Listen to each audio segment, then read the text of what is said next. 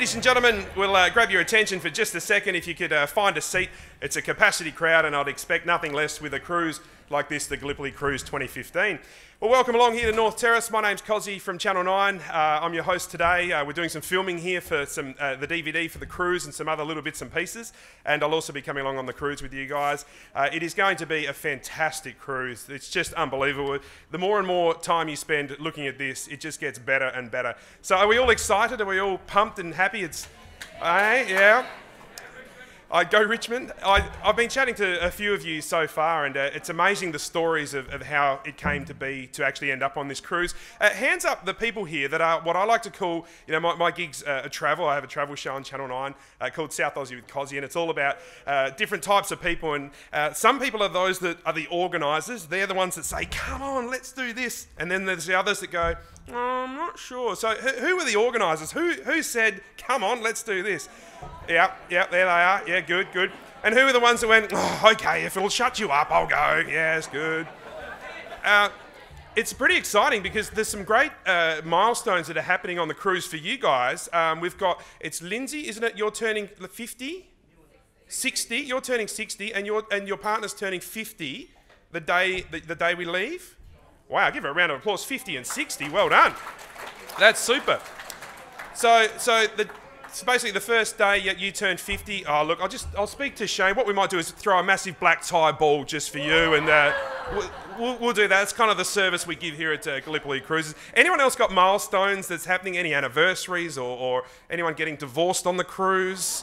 You are? Yeah. What about back there? What have we got? Oh, the son's 23. At what stage? Where will you be? In Perth. Okay, everyone's like really just getting it all done in Australia. No one wants to have a birthday in a really cool location like Egypt. What about the hand waving at the back there? My dad will be 100. Your dad's going to be 100? Oh my gosh. Whereabouts? Whereabouts have you worked out the day? In Mildura. Is he going on the cruise? So you're going to miss his 100th birthday. Give her a round of applause. That's fantastic. Don't worry, Dad. The Queen will send you a letter or something. I've got something better to do, but have a good birthday anyway. Wow, 100. What about at the back there? Andy clicks over to 70. Well done, Andy. Hey? Well done. Whereabouts, mate? Have you worked it out? You're at sea, yes, for over 30 days, yes. Have you read this yet? You should grab one of these. You're going to need to be across some of this gear.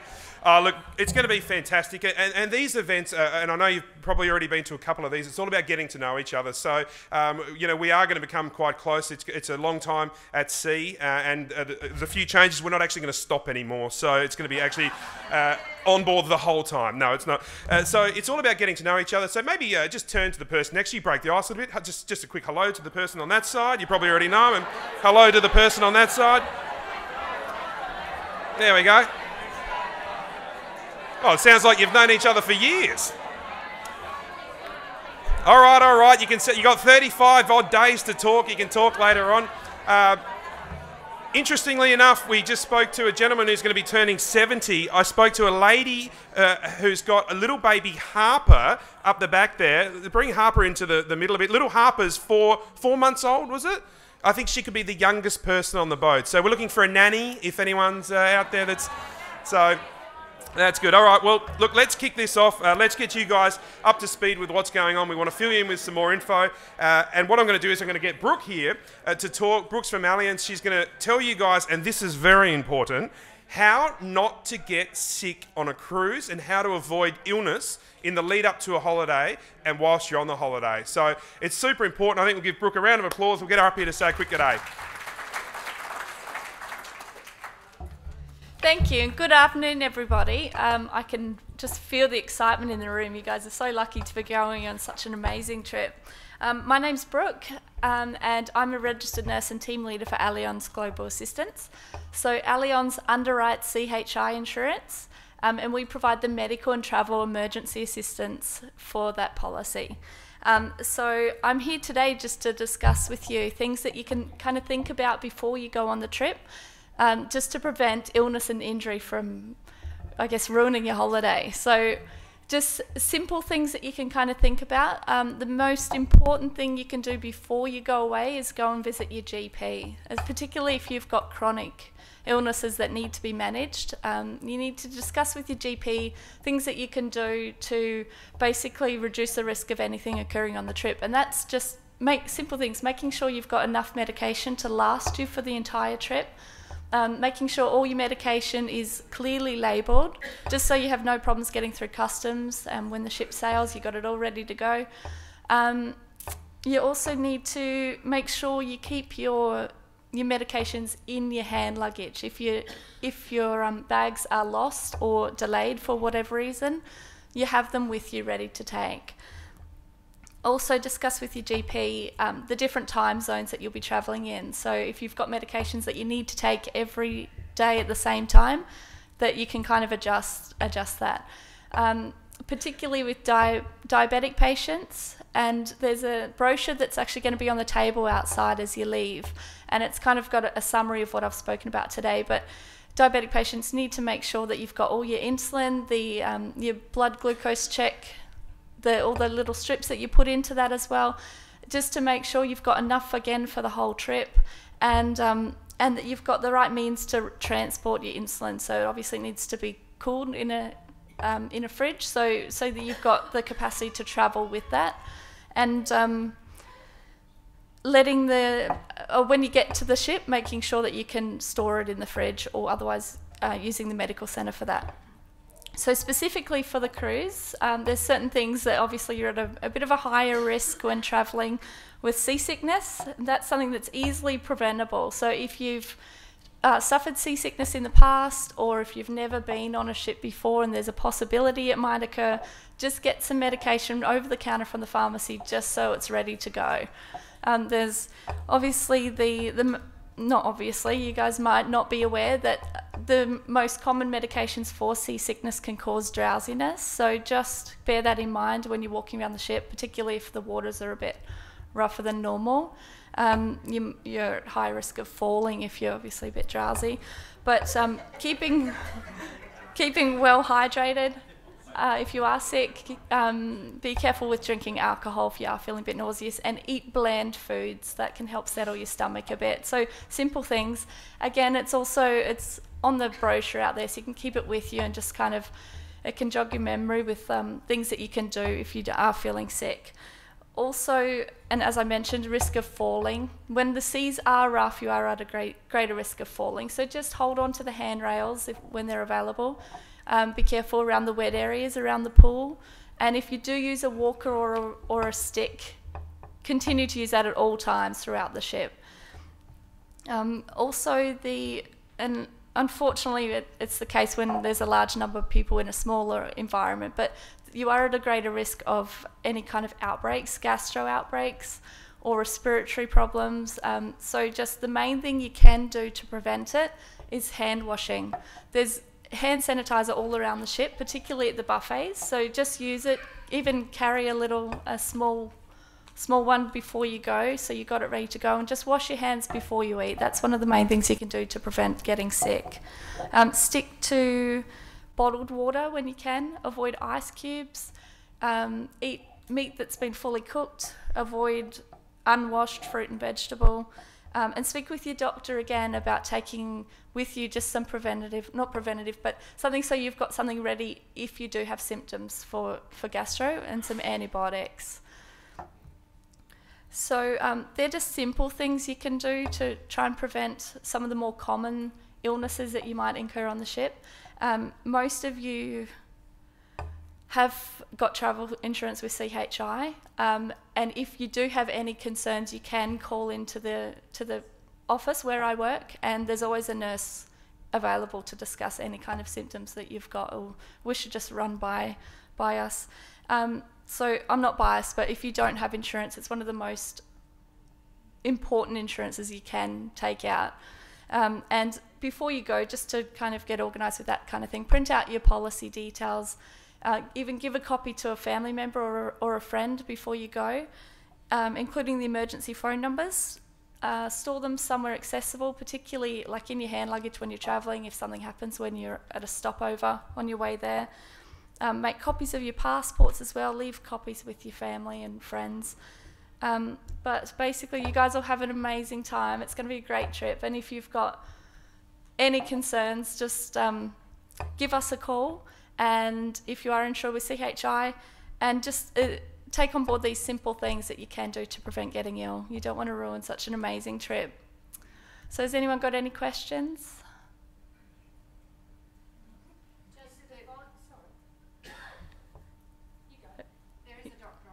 There is a doctor on board, yeah. Is it advisable to have flu or tetanus injections or anything like that before we go? I mean, tetanus it's never a bad thing to have up to date anyway. You never know when you're going to cut yourself, but if you do cut yourself while you're away and you see the doctor on board, they'd give you a tetanus shot anyway. So sometimes even when your tetanus isn't up to date, they'll still give you a booster shot if you're at high risk. Any other questions? Is there any other vaccinations required? You need to speak to your GP for confirmation. I can't give definite advice, but the areas where you're going, sometimes you might think about like your hepatitis A injection. And again, when I said go to your doctor, like try and go with plenty of notice so that you can be up to date. Some of the vaccinations do require the needles like a month apart. So, but yeah, you need to speak to your doctor just on that. You said have your medication labelled, but do we actually need a covering letter for that as well, or just the medication label? Generally not, but if you can get one, just have it as a backup. But generally, if it's got the proper label with from like Australia standards are quite high with their labelling, so that's generally enough. Yeah. Any other questions? Is there a facility on board to have an INR? I can't actually answer the specific questions. There is? Yeah, there are. An INR, so someone that's on warfarin, the blood thinner, has regular blood checks. Any other questions? Okay, well, I'll be around if you think of anything or if you want to discuss any of your personal conditions or ways to prevent things when travelling. Just let me know after, okay? Thanks, guys. Thank you, Brooke. Yeah, it's a round of applause for Brooke. Thank you very much. Just to quickly go over a couple of those main points. The good advice there, stock up on your medication. However, I will be selling Viagra on the trip. So if you, sir, you asked me about it earlier, not a problem, I can help you out there. The other interesting one there from Brooke was if you're seasick or to avoid seasickness, eat bland food. More good news there, my wife's coming, so she can cook you up something if you do feel a little queasy. Of course, I say that because she's not here right now. I'm incredibly fearful of the woman. She's about that high and blonde. If you see her, just let me know. All right, well, I think what we're going to do now is introduce Shane Hodges. This guy is an amazing man. He's very thought out. He thought of this idea way before any of you guys ever saw it. He's planned it to a T. It's been his passion. It's in his blood. We met each other on the Kokoda track. It was 1902. No, it was about 5 years ago. And he put together a trip for us to do the Kokoda track. And I was working for Triple M at the time. And we became mates. And we've been good mates ever since. Just a very passionate bloke. This thing is his baby. He absolutely loves it, and he deserves every ounce of round of applause you're about to give him. Shane Hodges. Okay, thank you, Cozzy. Good afternoon, everyone. Great to have you all here, and I really appreciate the welcoming you gave me. Now, after today, we have only 54 days to go before you guys board the MSC Orchestra in Fremantle.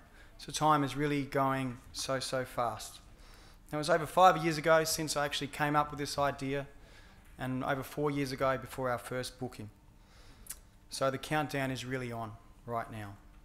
Now the question I have to ask everyone is everyone ready? Is everyone ready to go right now? If we left tomorrow, you're ready? Has anyone actually started packing? Have you started packing? Serious? Actually, if you started packing, I think it's a great thing. It's a great thing because I've always said right from the start that the better organised you are, the better your trip is going to be. And that is so true. Now, before I continue, guys, I just want to say a thank you firstly to Cozzy for hosting tonight. A bit of a round of applause for Coz, please. Now, Cozzy's also going to be on the ship. He's going to be hosting on the ship, and that's a great get for us. So thanks again, Cozzy. Obviously, you've seen him from South Aussie with Cozzy, so he's a great performer, and we're really pleased to have him on board. I'd also like to thank Brooke from Allianz. Now, health and safety is obviously really important to us. We want you guys having a great time all the time. And if you're injured or if you're sick, obviously you can't do that. So I think we're going to be sending out some more information to you with your documentation, so please read it. It's very important, and like I said, we want you guys enjoying yourself the whole time, and you can't if you're not feeling well or if you're injured. So make sure you definitely read that. Now, for me, guys, I'm really fortunate to have some really great staff working long hours to ensure this is the best cruise that you guys have ever had. Whether you're a first cruiser or a seasoned cruiser, we want to get off in Rome and make sure you think this is the best trip you've ever had. And the way we're working at the moment, we truly believe that's going to happen.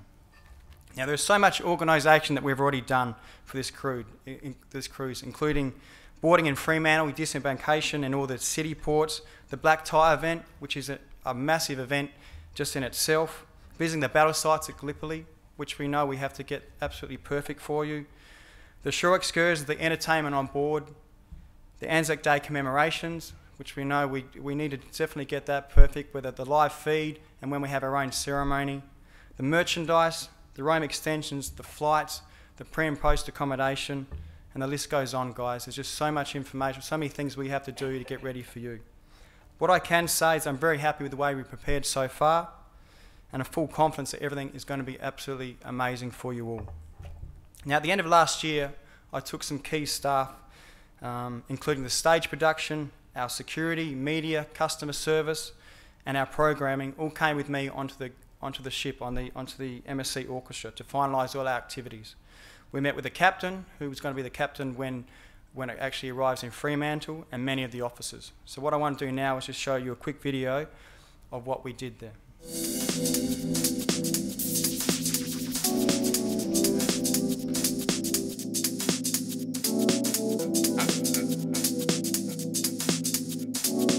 Hi, I'm Shane Hodges, Managing Director of the Gallipoli Cruise 2015. This is the magnificent MSC Orchestra. It's the ship that you'll be travelling on to commemorate the 100th anniversary of the Gallipoli landing.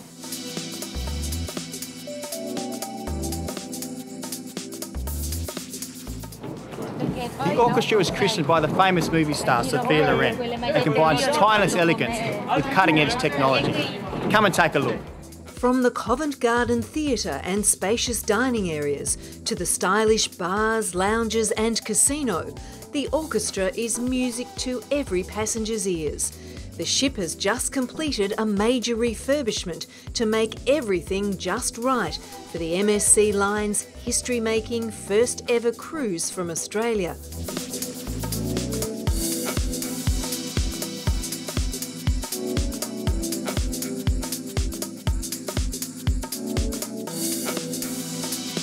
There's everything to make your trip pleasurable.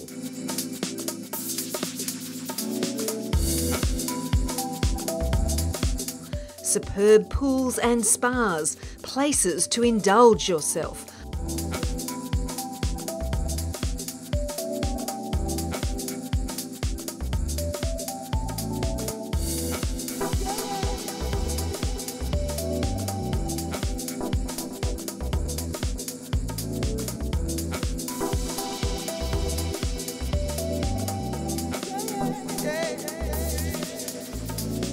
A well-equipped gymnasium and games areas, so you enjoy every minute on board.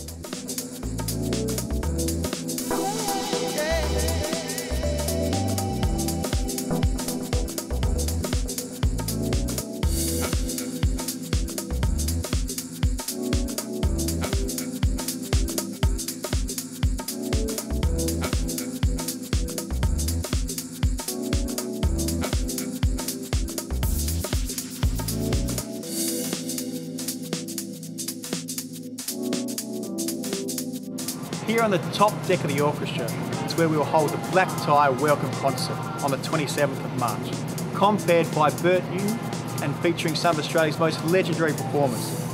What a night it's going to be. we are looking forward to seeing you on Gallipoli Cruise 2015.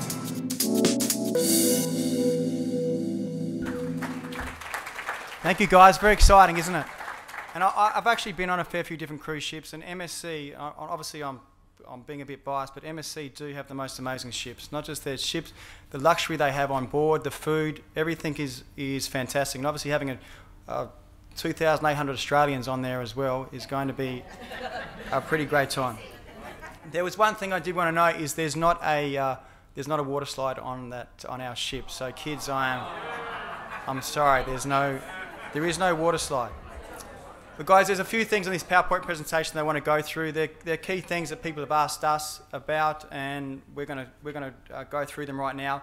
Embarkation on the 26th of March is midday until 3 p.m. There's going to be 3 time slots that you're going to have with your documentation. It'll be from 12 till 1, 1 till 2, and 2 till 3. Now, these times, like I said, will be in your documentation. If this time is inconvenient, that is fine. But the more passengers that stick to their time, the smoother and quicker the embarkation will be. So if you know you're not going to be able to do the time that we give you, it's okay. Don't call us. It's okay. But if everyone gets there at 12 p.m, there's going to be a log jam. So if you can stick to your time, that would be wonderful. The next thing I want to talk to you about, and this is something that's really crucial. This is on the 17th and 18th, or the 16th and 17th of April, when we actually go to the battle sites. Now you can see ANZAC Cove up the top there. You can also see where we were talking about our original anchoring position, which was just offshore. Now this was something that worried me a lot. One reason being, or the main reason is, if the weather is bad on the 17th and 18th and we're getting the tenders into shore, well then it could be possibly that we're not going to get the tenders in. So this was a big worry for me, and in the end we decided that we're actually going to port on the 17th and 18th at the Capes port, which is just out of Chinakali. So from there we'll have our own private ferries that would take us to Edgiabat and then to the Anzac Day battlefields at Gallipoli. So it's not going to make any difference to you guys, but it's going to give us 100% guarantee that you'll be able to go to the battle sites on those 2 days. And on your off day, obviously you'll be going to Chinakali, or you'll be going to Troy, Assos, there's a lot of other places you'll be going to, or you'll be able to go to Cape Helles, where you're going to get the ferry over there. But we're going to have our own ferries from Capes to Edgiabat, and then we'll be able to go to the battle sites. So the anchoring position that we originally had, we're not going to be doing that. But I can assure you it's for the better that we do it. Because if the weather was really bad, you guys would be throwing me off the ship if you're not going to get to shore on those 2 days. On Anzac Day, which is the most important reason you're going to be there, we just want to clarify again that if you can see Anzac Cove there, the orchestra will be sailing up and down there over the dawn service during that time. We're not going to anchor because there's going to be a lot of other ships there as well, but I can guarantee you that over that time we're going to be sailing offshore. You're still going to see the mountain, you're going to be able to see the Sphinx and the mountain rises there, and you'll be able to see Anzac. You'll be able to see North Beach, where they actually had the ceremony as well. You'll be able to see the lights. But no matter what, you're going to be a little way out, but you're definitely going to see land, and that's obviously where the tenders came in originally on Anzac Day. So it's going to be a really strange feeling just being out just offshore on Anzac Day anyway. Next one is the evening shows, guys. So if you're for the early dinner show, the evening shows. For the early dinner, the show will be after you dine. For the late show, the late dinner show, the show will be before you dine. So if you're not going to the dinners and you're just going to be using the buffet, you still need to be able to stick to your times. Remember that every person is going to be able to see the entertainers at least once. So you're going to be able to see the entertainers at the black tie night, where they're probably going to do about a half an hour on the black tie night, and then they'll be doing at least an hour in the theatre room. So you're definitely going to see every entertainer at least once. For anyone hiring suits, this will be you'll have to drop off this by midday at the Albany port. Ferrari Suit Hire will be there to tick off your name and your items as you get off the ship. So please don't lose anything, because they will charge you. So if you're still wearing your suit at 7 a.m, and I'm sure there's some of you still will be, it's okay. but make sure you've got it off by 12 noon. And you'll see them as you're getting off and doing the day tours in Albany. Remember, the Albany part is a free day tour anyway. Just make sure you drop off your suit and get it all ticked off. The dual SIM. People are still asking us about the dual SIM travel companion. Now, we've sold over 500 of these devices, and they've got 2,800 people on our cruise ships, so they've been very popular. Now, the great thing about them is that, well, first off, is that they are a dual SIM. So you can be using your SIM card from home, and you can be able to use a travel SIM as well. And what I'll do is show you the actual phone. So this is a phone, as well as it does so many other things as well. So I'll go through the list of all the different things it has. So the phone's a dual SIM, so you can use it at home, plus a travel SIM. You can put a travel SIM in it, so 2 SIMs can actually be put in this phone, which is going to be great for you. Can you imagine when you're overseas and you're using your home SIM and you're getting phone calls, you're getting texts, or you're trying to use the internet? This is where you get your massive bills. So if you're using a travel SIM, so the travel SIM is designed for overseas travel to reduce the cost of your phone calls, text messages, and internet use. So it's a really great one, and it's not just for our Gallipoli Cruise. This device is for whenever you're travelling anywhere. And having the dual SIM, normal telephone companies like Telstra or Optus, they won't want you to have a dual SIM because they want you using their SIM the whole time. So they're not going to sell it. And this is why we think it's a great product. And I can assure you, after this cruise, we're going to be selling it Australia-wide, and we're going to be selling it for a lot more than $120. So it is a great device. Now, the phone has preloaded travel apps, so you can use like language translation, flight finder, sightseeing finder, plus the Gallipoli Cruise app when you're at the Gallipoli battle sites. So this is a great one. I don't know if you guys know about the Gallipoli Cruise app. The Gallipoli Cruise app provides information on every battle site that we stop at with pictures, text, and voice narration as well. So when you're going around these battle sites, it's already set up for you to use the app, use the phone, and you'll be able to get all the information on those different places. So it's a really great app. I know I'm pumping it up, but it is, what we're selling here is something going to be really fantastic and great for you on the cruise. Now, the phone also has a camera and storage space. It allows you to watch movies. So the phone size is pretty big for you to be able to watch movies as well. It allows you to store more movies or photos on a USB stick, which something like Apple doesn't allow you to do. So you can actually use your stick, and you can put it in there, and you can be able to watch even more movies if you want. So it's got as much storage space as you want. It's just an excellent travelling device, guys. So if you need more information, the guys will be able to talk to you about it later, but it's a great device to have. Now, we also have some other accessories which we think are going to be fantastic for it as well. So one of them is the Bluetooth headphones. These ones here. So Bluetooth means they don't have a cord. And these things we're selling for about $39. Normally, if you get good ones, they're $350, and the quality here isn't much off that. So when I'm saying it's good to get, it's definitely worth it for you to have. And you'll be able to have this when you're at the battlefields. You can put them on your head, and you can be able to listen to the narration of our Gallipoli Cruise travel app. So definitely a great one there. We've also got, this is a dual USB mobile battery. Again, I think it's going for $39. Normally that'd be $70 if you're looking on the internet. So another really great device to be able to have. And the last one is, with the actual phone, you can also have something like this, which is a keyboard as well, and covers it in. So you can be using it just for your normal day-to-day things as well. So I think this one goes for $39 as well. I think a lot of other places they're selling for double the amount. So go onto the website and have a look. If this is, these are really good products, guys. So definitely have a look and see if it's good for you. So from there, I'm going to continue on, stop selling stuff, and just go through some more stuff for you. Merchandise and travel documents will be sent out to you at the end of February, but only if you've paid in full. So if you haven't paid in full, guys, just speak to our staff and get things sorted so we can get all your travel documents out to you.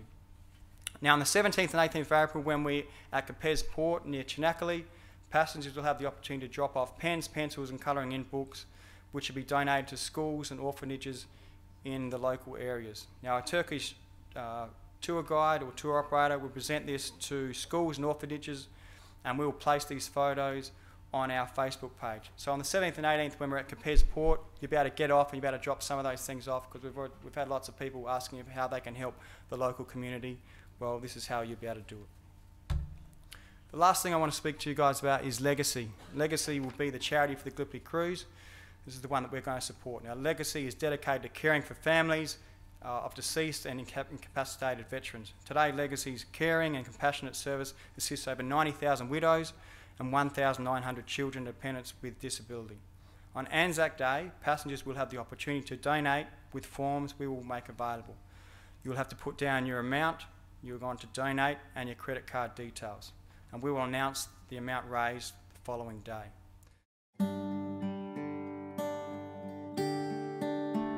The idea of Legacy was born in the trenches of World War I and was so named to represent a solemn responsibility handed to us to care for the families of deceased ex-servicemen and women. The World Wars, Korea and Vietnam exacted a heavy human toll, and now it is the families of these older veterans who need our help the most. During our engagement, I was transferred from Blackall to Gallipoli School, and he rang me every night. He was very insistent, so after 12 months there, my time was finished and I was able to get married. We were married in Brisbane and went back to live in Blackall. He was in hospital for about 10 months before he died. He was 63. And through Legacy's help, they went to court for me and I was able to get the widow's pension, which was of great benefit. But if it hadn't been for Legacy supporting me in that way, I would never have been able to go to that extent. The legatees are so helpful to us. We always know there's someone there to back us up when we need help and advice of any kind. And the ladies, well, we're all in the same boat and you know that they understand how you're feeling.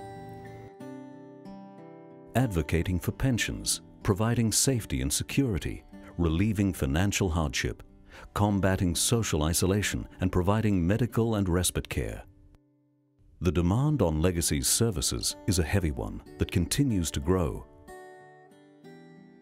Legacy not only cares for the consequences of past wars, it also cares for future generations, always there for the family of any service person killed on hazardous duty, in training or subsequently. In recent years, Australian defence personnel have served all over the world in support of Australia and its interests. These young men and women continue to serve, with over 40,000 of them deploying on operations in the last decade. Deployments are often dangerous, and families need to be confident that they will be cared for, always, should the unthinkable happen. Or if their husband, wife, father or mother dies subsequent to their service. I met Jeff in 1993. I was in year 12 at high school, so we were high school sweethearts. I took him to my formal. When he got home from East Timor, things went pretty bad from there. Legacy came into my life shortly after Jeff died, and actually the day before his funeral, I found out I was pregnant with our second child. Just knowing that someone's always there to help out, that's what's so wonderful about Legacy. So the Legacy family continues to grow, and its work is as vital as ever, caring Australia-wide for over 120,000 ex-spouses, children and disabled dependents. Children are especially assisted through educational advancement with scholarships, school fees, books and uniforms, and when school's out, Legacy organises fun and personal development opportunities, outward bound courses, adventure activities and holiday camps. My dad died when I was 10 years old and my mum died when I was 13, and that's when Legacy became a huge part of my life. They were there for uniforms, they were there for textbooks, school fees, any kind of financial assistance I needed. I could always call my legatee and talk to him about how much I miss my mum. I could call him and talk about how much I miss my dad. I could call him and talk to him about getting advice about troubles at school, relationship problems, or even simple things like learning how to shave. After Dad died, Legacy became the father that I didn't have, and after Mum died, they became the family that I really craved and the family that I needed. Legacy have been part of my life since my dad passed away when I was 10. Life changed from that point on. Mum was left with 3 kids, me being the oldest at 10. My younger brother had cerebral palsy and my younger sister had ADHD, which put a massive strain on my mum and on the whole family. When Legacy came into our lives, they helped us with finances, with schooling, gave us advice and basically helped us get back on our feet. This allowed Mum to be a mum again, allowed us to be kids and gave us the security we needed. Sadly, the Legacy family keeps growing, and it is only with the generosity of the Australian community that this important work can continue. Legacy is in it for the long haul, doing whatever it takes to care for thousands of families now and into the future. For those that need us, Legacy is always there.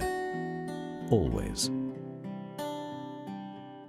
Legacy obviously is a wonderful, wonderful charity, and I'm glad we're actually all supporting that. Guys, that's it from me. We're going to have some Q&A at the end where you guys can come over and ask us any questions. But the next time I see you is going to be on the 26th of March 2015 in Fremantle. So make sure you prepare well and be ready for an amazing 36-day cruise. Thank you very much. Thank you, Shane. Just repeating Shane's words there, we do have some staff on hand, so please come up, ask any questions you have. That's what the staff are here for. And yeah, same way, we'll see you on the cruise. Hang around for some drinks. Get to know each other. I know it's always awkward if you don't know the person you're standing next to. Say good day. You people in this room are going to become friends, so we may as well do it sooner rather than later. All right, don't forget, we've got some Legacy tins floating around. There's some as you walk out, and there's some here as well. So feel free to drop some coins in there or whatever you've got, would be great as well. All right, folks, get excited. I'll see you on the cruise. Stay safe till then. Hooroo. Bye.